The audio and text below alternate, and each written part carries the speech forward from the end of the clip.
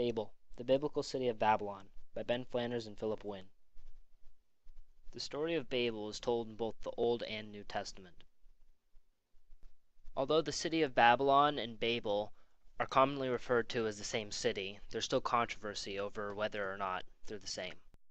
Although Babel is a biblical city, many scholars believe that it was once a real place, due to the confirmations between the Bible's account and its results. Babel is thought to be somewhere in northern Syria.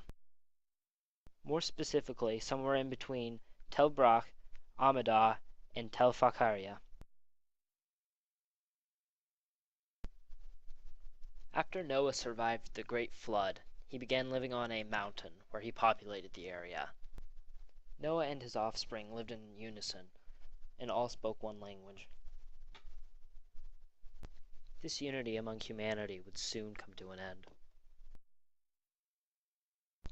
Noah and his offspring decided to leave the mountaintop in hopes of creating a new city. The civilization flourished as they continued to build more and more.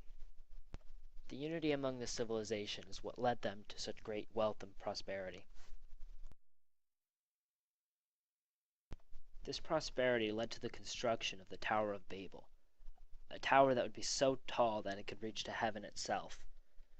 Some scholars believe the tower was built to reach heaven, while others believe it was to escape a future flood like that of Noah's time.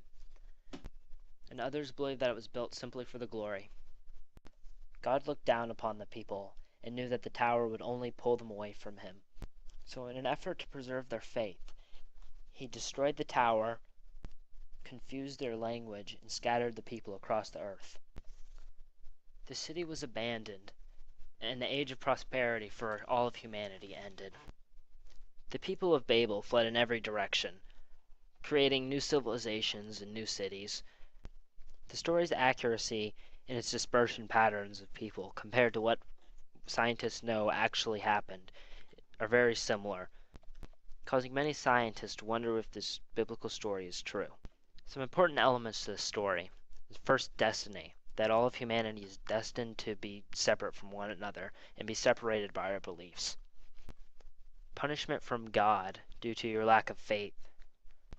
Humanity's separation from heaven, which was first introduced at this time. Before, it was thought that you could just climb straight to heaven. And the chaos and disorder that comes with being so different from one another. This illusion is significant because first, it poses the question of why humans are unable to unify with one another, whether it be from God or just from our differences. It also includes the idea that all humans are different from one another, which has caused problems over the years. But according to the story, it's what God intended to happen.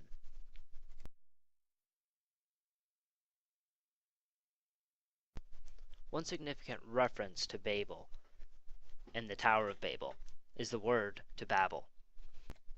Babble is a confused noise, typically that made by a number of voices.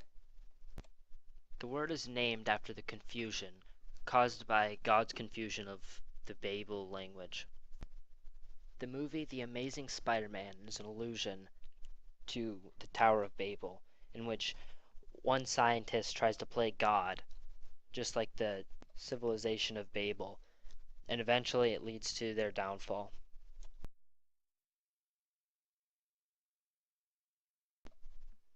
The Holy Bible, Genesis chapter 11, verses 1 through 9, although technically not an allusion, it does provide the entire story and is the point to which all other allusions of the story of Babel are based off of.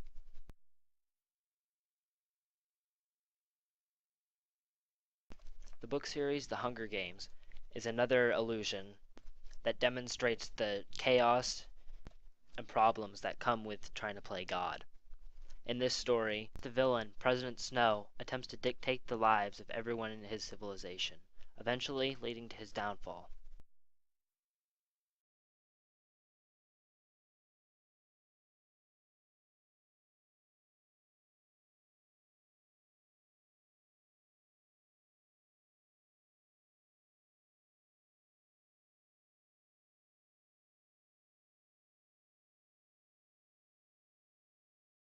created using Powtoon.